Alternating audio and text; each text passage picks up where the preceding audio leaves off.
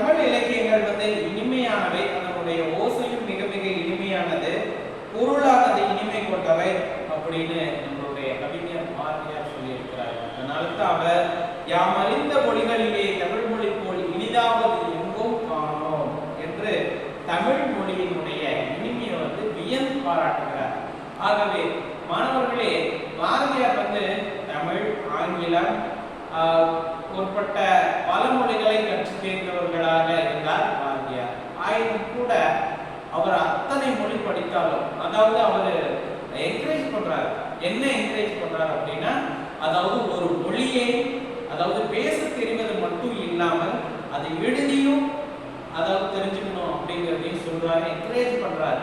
பல மொழிகளை படிக்கிறத அவர் என்ன பண்றாரு, ஊக்கப்படுத்துறார்.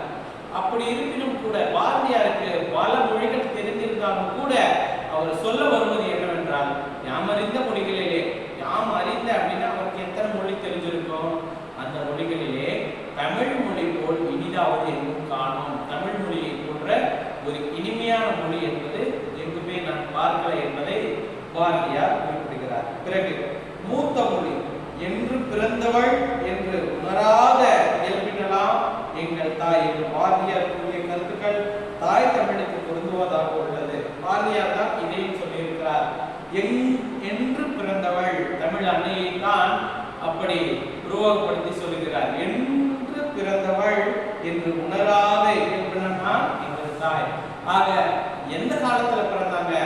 இப்போ ஒரு ஆங்கில மொழி என்றால் இந்த வருடங்களுக்கு முன்பு தோன்றியது என்று ஒரு சில வரலாறுகள் இருக்கிறது.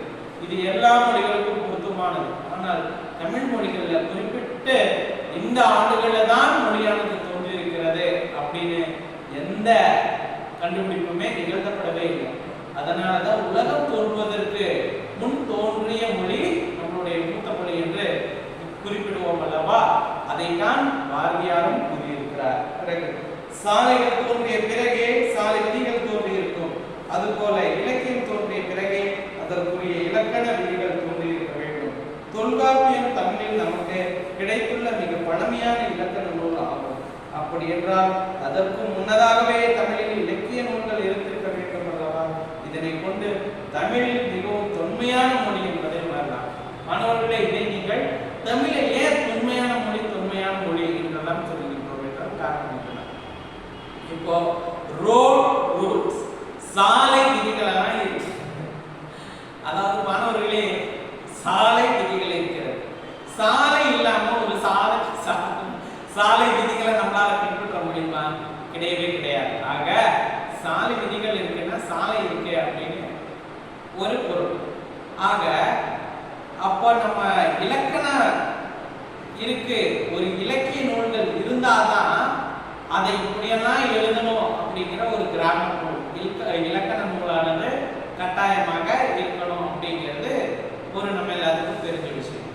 ஆகவே தொல்காப்பியம் தான் தமிழ் இலக்கண நூல்கள் மிகவும் பழமையான நூல்கள், முதல் இலக்கண நூல் என்று கூறப்படுகின்ற நூல் தான் தொல்காப்பியம். அதெல்லாம் 2000 ஆண்டுகளுக்கு முன்பு பழமையான நூல் என்றெல்லாம் சொல்கிறார். ஆக ஒரு இலக்கண தொல்காப்பியர் அந்த நூலை எழுதுவதற்கு முன்பு ஒரு இலக்கிய நூலானது இருக்க வேண்டும் அல்லவா? கட்டாயம் இருந்திருக்க வேண்டும். ஆகவே தான் மாணவர்களே, தமிழானது மிக மிக பழமையான தொன்மையான மொழி என்பதை கூறியிருக்கிறார்கள். பிறகு எளிய மொழி.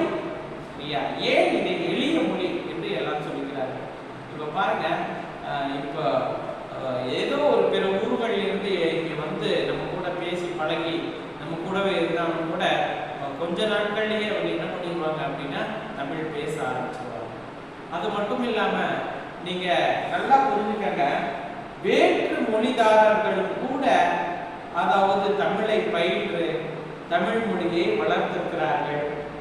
அவர்களால் முடிந்த இயன்ற பிற வடிவங்களின் மூலமாகவும் தமிழை வளர்த்திருக்கிறார்கள். ஆகவே வேற்று மொழிதாரர் கூட கொண்டாடுகின்ற மொழியாக இருப்பதுதான் நம்முடைய தமிழ் மொழி என்பது. மாணவர்களே, தமிழின் மொழி பேசவும் படிக்கவும் எழுதவும் உகந்த மொழியாக இருக்கிறது. அதாவது பேசுவதற்கும் சரி, எழுதுவதற்கும் சரி, அனைத்திற்குமே ஒரு உகந்த மொழியாக இருக்கிறது. மாணவர்களே, தமிழ் மொழி எளிய மொழி என்பதை பற்றி நாம் அடுத்த காணொளியில் பார்க்கலாம். நன்றி.